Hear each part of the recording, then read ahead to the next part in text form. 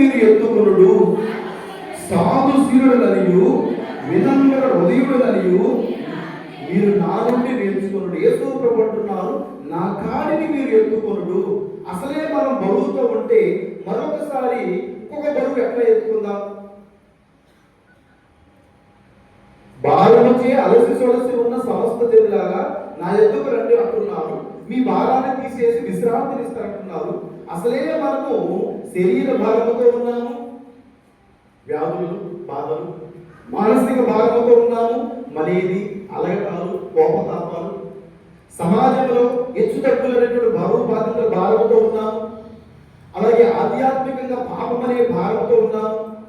ఇన్ని భారాలతో ఉంటే దేవుడు తన వద్దకు మనం పిలిచేమంటున్నాడు, నా కాడిని మీ మీద పెడతానంటున్నాడు.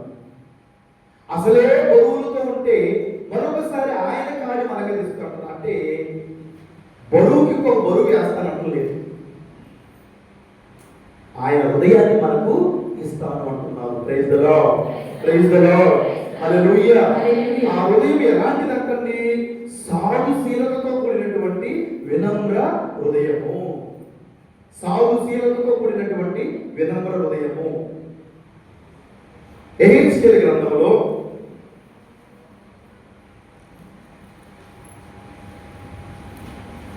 36వ అధ్యాయంలో 26వ వాక్యం చదవండి. ప్రభు అంటున్నారు, మీకు నూతన హృదయమును దయచేయుదును, నూతన ఆత్మను మీలో ఉంచెదను, మీ నుండి రాతి గుండెను తొలగించి మీకు మాంసము గుండెను దయచేస్తాను. ఎంత చక్కటి మాట్లాడి 4 విషయాలు. మొదటిగా నూతన హృదయాన్ని ఇస్తాను. నూతనమైనటువంటి హృదయం. ఇందాక నేను చెప్పాను, మన శరీరంలో 24 గంటలు కూడా పని చేస్తూ ఉండేటటువంటి ఏకైక హృదయం. ఒక్క నిమిషం కూడా ఆగిపోకుండా.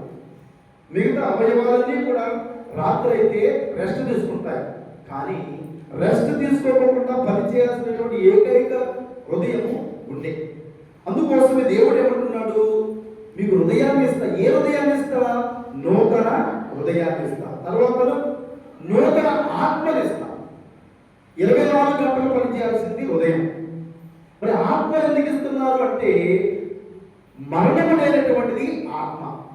అందుకోసమే దేవుడు మీకు నూతన ఆత్మని ఇస్తున్నారు. మరి నూతన హృదయాన్ని, నూతన ఆత్మ. హృదయము ఈ లోకంలో ఉన్నంత వరకు బ్రతకడానికి ఉపయోగపడేది. ఆత్మ అనేటటువంటిది మరణించిన తర్వాత కూడా దేవుడితో జీవించడానికి ఉపయోగపడేది దేవుని యొక్క ఆత్మ. ఈ రెండింటిని దేవుడు మనకి ఇస్తున్నాడు ఈనాటి తన పవిత్ర హృదయ పండుగ రోజున. Praise the lord, praise the Lord, hallelujah. అయితే దేవుని యొక్క ఆత్మను మనం పొందాలన్నా, దేవుని యొక్క హృదయాన్ని పొందాలన్నా మనం ఏం చేయాలంట? మనలో ఉన్నటువంటి రాతి గుండెను తొలగించుకోవాలంట. రాతి గుండె అన్ని అవయవాలలో కంటే కూడా వాక్యం సెలవిస్తున్నది, మానవుని యొక్క హృదయం అంతటా మోసకరమైనటువంటి అవయవం మరొకటి లేదంటారు. ఈ హృదయం నుండి ఎటువంటి పాపాలు బయటకు వస్తాయో మార్కు శుభవార్తలో ప్రభు మనకు తెలియజేస్తూ ఉన్నారు. మార్కు శుభవార్త 7వ అధ్యాయము 21వ వాక్యం చదవండి. ఏదైనా హృదయం నుండి దురాలోచనలు, వేశ్య సంగమములు, దొంగతనము, నరహత్య, వ్యభిచారము, దురాశ, దౌష్ట్యము, మోసము, కామము, మాత్సర్యము, దోషణము, అహంభావము, అవివేకము, ఇవన్నిటికీ మూల స్థానం ఏమిటంటే మానవుని యొక్క హృదయము. అందుకోసమే దేవుడు ఏమంటున్నాడంటే, ఇటువంటి దుర్గుణములతో మీ గుండె బండబారిపోయింది, రాతి గుండె అయ్యింది. కాబట్టి నేనేం చేస్తాను? రాతి గుండెను తొలగించి మీకు మాంసపు గుండెను దయచేస్తాను. మాంసపు గుండె అంటే క్రీస్తు ప్రభు వారి యొక్క హృదయమే. క్రీస్తు ప్రభు వారు అంటున్నారు, నేను వినమ్ర హృదయుడును, సాధుశీలుడును, మీకోసం ప్రాణం పెట్టేటువంటి దేవుడు. దేవుడను. ఈనాటి మొదటి పట్ల మనం చదువుకున్నాం. నమ్మకమైనటువంటి గుండె నాది, మోసం చేసే గుండె కాదు. రాజులందరిలో గొప్ప రాజు దావీదు రాజు. అందుకోసమే దేవుడు తన వంశాన్ని, దేవుడు ఈ లోకంలో జన్మించడానికి వచ్చినప్పుడు తన వంశాన్ని దావీదు వంశముగా ఆయన స్వీకరిస్తారు. అలాంటి దావీదు రాజును ఎదుగునేటప్పుడు దేవుడు ఒక మాట అంటున్నాడు. వాక్యం చదువుకుందాం. సమూయేలు మొదటి గ్రంథంలో 16వ అధ్యాయంలో అక్కడ ఈషాయి అనేటటువంటి ఒక వ్యక్తికి 8 మంది కొడుకులు ఉంటారు. అందులో పెద్దవాడు ఎలియాబు. దేవుడు ఆ 8 మందిలో ఒకరిని రాజుగా ఎన్నుకోవాలనుకున్నప్పుడు సమూయేలు ప్రవక్త వెళ్ళి పెద్దవాడైనటువంటి ఎలియాబును చూచి ఇతడే దేవుడు ఎన్నుకున్న రాజు అని అతన్ని అభిషేకం చేయకపోతాడు. కానీ దేవుడు ఏమంటున్నాడో చూడండి. సమూయేలు మొదటి గ్రంథం 16వ అధ్యాయం 7వ వాక్యం. కానీ దేవుడైన యావే ఏమంటున్నాడు? ఓ సమూయేలు ప్రవక్త, ఇతని రూపమును ఎత్తును చూచి భ్రమయకము, నేనితనిని నిరాకరించి తిని, దేవుడు నరుడు చూచిన చూపుతో చూడడు, నరుడు వెలుపలి రూపమును మాత్రమే చూచును, కానీ దేవుడు హృదయమును అవలోకించును. దేవుడు దేన్ని చూస్తాడంటే మన హృదయాన్ని చూస్తాడంటే. దేవునికి స్తోత్రం. Praise the lord, praise the Lord, hallelujah. దేవుడు చూసేది మన హృదయాన్ని, పైపై రూపాన్ని, వెలుగులను కాదు. అక్కడ ఈషాయికి కలిగినటువంటి 8 మంది కుమారుల్లో పెద్దవాడిని ఎలియాబును మరి ప్రవక్త రాజుగా ఎన్నుకోబోతూ ఉంటే దేవుడు అంటున్నాడు, రూపాన్ని చూడొద్దు, ఎత్తును చూడొద్దు, బలాన్ని చూడొద్దు, బయటకు కనిపడేదాన్ని చూస్తారు మీరు అందరూ, కానీ నేను హృదయాన్ని చూసేటటువంటి దేవుడను. అందుకోసమే దర్శన గ్రంథంలో దేవుడు ఏమంటాడంటే, నేను హృదయం అనేటటువంటి ద్వారం వద్ద నిలువబడి తలుపు తట్టుచూ ఉన్నాను. ఎవరైతే తమ హృదయం అనేటటువంటి ద్వారాన్ని తెరుస్తారో అటువంటి వారిలోనికి నేను వస్తాను, వారిని దీవిస్తాను అని దర్శన గ్రంథంలో దేవుడు స్పష్టం చేస్తూ ఉన్నారు. వాక్యం చదువుకుందాం. దేవుడు హృదయం అనేటటువంటి ద్వారం వద్ద నిలబడి తలుపు తట్టుచున్నటువంటి దేవుడు. వాక్యం చదువుకుందాం. దర్శన గ్రంథము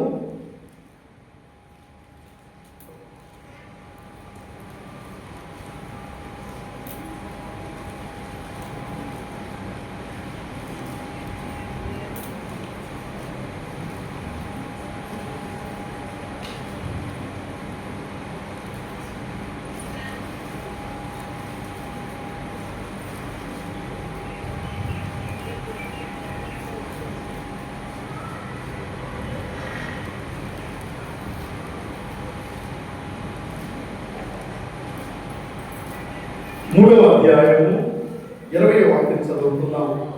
వినుము, నేను ద్వారము వద్ద నిలిచి తలుపు తట్టుచూ ఉన్నాను. ఎవరైనాను నా స్వరమును విని తలుపు తెరచిన నేను లోనికి వద్దును, వానితో భుజింతును, అతడును నాతో భుజించును. కనుక ఈరోజు మనము మన హృదయాన్ని క్రీస్తు ప్రేమ హృదయంలో ఒక అర్థముగా, ఆ హృదయాన్ని అర్థముగా పెట్టుకొని మన హృదయంలో ఏమున్నది గుర్తుపెట్టుకోవాలండి. సాయంత్రం అయ్యేసరికి ప్రశాంతమైనటువంటి నిద్ర రావాలంటే మనసులో ఏమి పెట్టుకోకూడదు, హృదయంలో ఏమి పెట్టుకోకూడదు. సాయంత్రం అయ్యేసరికి నీ హృదయమైనా నీ మనసు అయినా చల్లబడాలి. కోపమున్నా, తాపమున్నా, అసూయ, ద్వేషమున్నా అవన్నీ కూడా పక్కన పెట్టాలి. ఇవన్నీ మనకు రావాలంటే మన హృదయము క్రీస్తు హృదయముగా ఉండాలి. క్రీస్తు హృదయంలో ఏమున్నదంటే ప్రేమ ఉన్నది. క్రీస్తు హృదయంలో ఏమున్నదంటే క్షమాపణ ఉంది. ఒక చిన్న ఉదాహరణ చెప్తాను. సౌలుడు ఎలాంటి వాడు? సౌలుడు సంఘాన్ని హింసించిన వాడు, క్రైస్తవులను ద్వేషించిన వాడు. క్రైస్తవులని తెలిస్తే వారిని ఇళ్ల నుంచి బయటకు లాగి వారిని కొరడాలతో కొట్టి జైల్లో పెట్టించినటువంటి వాడు. కొంతమందిని చంపించినటువంటి వారు. అపోస్తుల కార్యంలో స్టీఫెనును రాళ్లతో కొట్టి చంపేటప్పుడు అక్కడ ఉన్నటువంటి వ్యక్తి ఎవరో తెలుసండి? సౌలుడు. వాక్యాన్ని చదువుకుందాం. అపోస్తుల కార్యంలో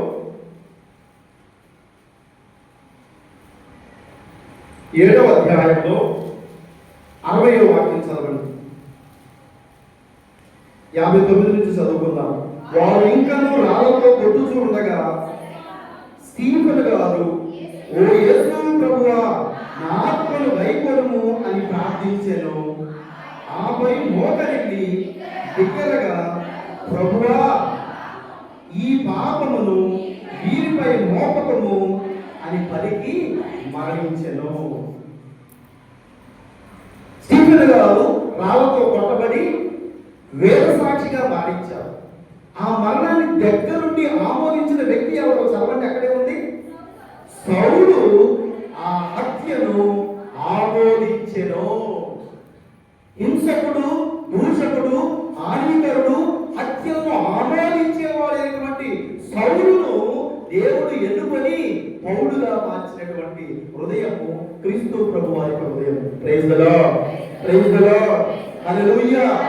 యేసు ప్రభు ఎవరో మనకు తెలియదు అని 3 సార్లు అబద్ధమాడినటువంటి పేతురు గారిని పిలిచి, పేతురు, నా గొర్రెలను మేపమని 3 సార్లు అతనికి బాధ్యత ఇచ్చినటువంటి ప్రేమ ఉంటే యేసు ప్రభువుని. యోహాను శుభవార్తలో 21వ అధ్యాయంలో యేసుక్రీస్తు ప్రభు 3 సార్లు కూడా పేతురుని పిలిచి ఆయనకు ఏం చెబుతున్నారు?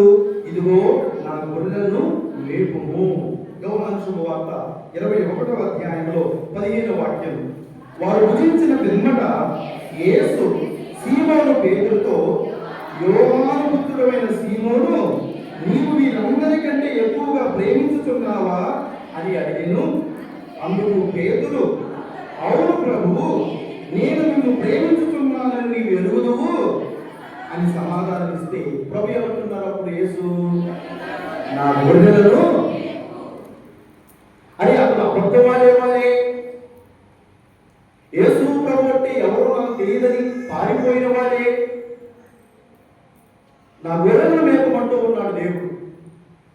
అలాగే మత్తయి శుభవార్తలో 16వ అధ్యాయంలో పరలోక రాజ్యము తాళం చెవులు గుర్తిస్తూ ఉంటాడు పేతురు గారు. మత్తయి శుభవార్త 16వ అధ్యాయం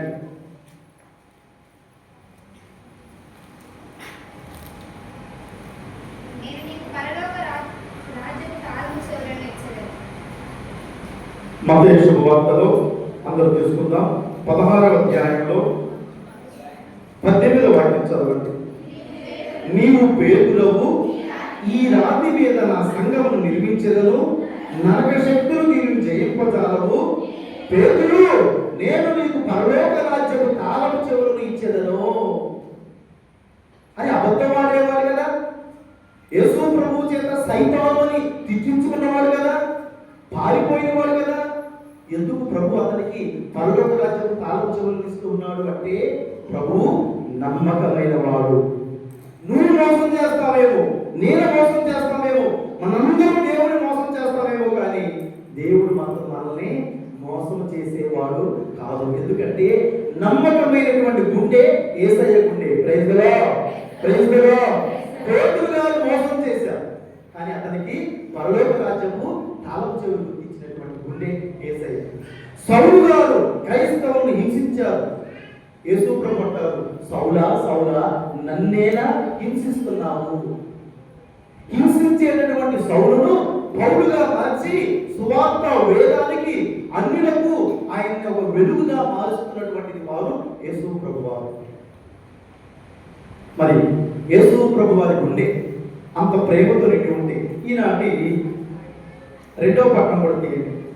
2వ పట్టణంలో మనము పాపాత్ములుగా ఉన్నప్పుడే ఆ గుండె మన కోసం మరణించినది. మనం నీతిమంతులుగా ఉన్నప్పుడు కాదు. ప్రేమతో ఉన్నటువంటి క్రీస్తు గుండె పగిలిపోయింది. సేనాధిపతి యొక్క సైన్యాధ్యక్షుడి యొక్క బల్లెలతో పొడవబడింది ఆ గుండె. ఎప్పుడంటే మనం పాపాత్ములుగా ఉన్నప్పుడే. యోహాను గారు రాసినటువంటి మొదటి లేఖలో 4వ అధ్యాయంలో 16వ వాక్యం చదువుకుందాం. దేవునకు మనపై గల ప్రేమ ఉన్నదని మనకు తెలియను, దానిని మనం విశ్వసిస్తాము. దేవుడు ప్రేమ స్వరూపుడు. ఏ వ్యక్తి ప్రేమమయుడై జీవించునో అతడు దేవుని యందును, దేవుడు అతని యందును ఉండును. గట్టిగా చెప్పబట్టాలని మాట. కాబట్టి ప్రియమైనటువంటి దేవుని బిడ్డలారా, మనలో రక్తం తక్కువైనప్పుడు డాక్టర్లు కొత్త రక్తాన్ని ఎక్కిస్తారు. మరి మనలో ఉన్నటువంటి గుండె రాగి గుండె అయినప్పుడు దేవుడు అంటున్నాడు, వేరొక గుండె ఎక్కించడానికి మరి ముందుకు ఎవరు రారేమో. ఎందుకంటే మనిషికి ఉండేది ఒక్క గుండె. మనిషి తాను బ్రతికి ఉన్నప్పుడు ఏ మనిషి కూడా తాను బ్రతికి ఉండగా తన గుండెకాయను మనకి ఇవ్వడు. కానీ యేసు ప్రభు అంటున్నారు, నా హృదయాన్ని మీకు ఇస్తాను, రాతి గుండెను మీకు తొలగించి మాంసపు గుండెను మీకు దయచేస్తాను. ఏమిటయ్యా మాంసపు గుండె అంటే? ఏమిటయ్యా ప్రేమ నిండినటువంటి హృదయం అంటే? యేసు ప్రభు వారి యొక్క జీవితమే. కొట్టిన వారిని కొట్టడం, తిట్టిన వారిని తిట్టడం, కులం పేరిట దూషించడం, మతం పేరిట సమాజంలో అలజడ సృష్టించడం, ఇది మంచి హృదయం యొక్క మనస్తత్వం కానే కాదు. యేసు ప్రభు వారి యొక్క హృదయం ఏమిటంటే ప్రసాద రూపంలో మన అందరికి వస్తుంది. మనలో ఎంతమందికి అర్హత ఉంది? పరిశుద్ధమైనటువంటి యేసయ్య శరీర రక్తాలను స్వీకరించే అర్హత ఎవరికి ఉంది? ఎంతమందికి ఉంది? ఎవరికి లేకపోయినా యేసు ప్రభు వారు తన ప్రేమ హృదయంతో, ప్రేమ మనసుతో, తన శరీర రక్తాలతో మనలోనికి వస్తూ ఉన్నారు. కనుక ఆయన శరీర రక్తాలు మనలో ఉన్నటువంటి రాతి గుండెను తొలగించి మాంసపు గుండెను, ప్రేమ గుండెను, తోటి వారిని అప్పులు చేర్చేటటువంటి గుండె, తోటి వారిని క్షమించే గుండె, క్రీస్తు ప్రభువులాగా జీవించేటటువంటి హృదయము దేవుడు మనకు దయచేయమని ఈ దివ్య బలి పూజలో ప్రార్థన చేసుకుందాం. పిత, పుత్ర, పవిత్ర ఆత్మ దేవుని నామమున ఆమేన్.